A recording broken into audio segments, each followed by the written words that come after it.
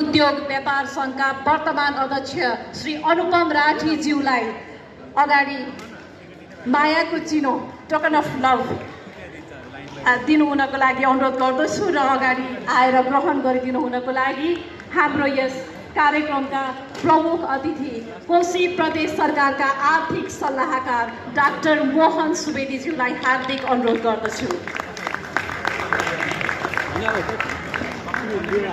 त्यसैगरी token of love ग्रहण गरिदिनु हुनको लागि पूर्वाञ्चल विश्वविद्यालय व्यवस्थापन संकायका डिन डाक्टर सन्देश दास श्रेष्ठज्यूलाई पनि हार्दिक अनुरोध गर्दछु।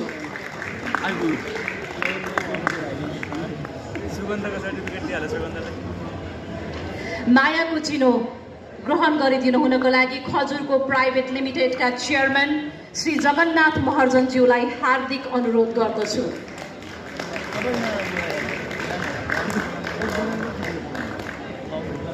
त्यसैगरी पायोनियर इलेक्ट्रो केबल प्राइभेट लिमिटेडका सिइओ तथा मोरङ उद्योग व्यापार संघका उपाध्यक्ष श्री अनिल सारडाज्यूलाई मायाको चिनो ग्रहण गरिदिनु हुन अनुरोध गर्दछु।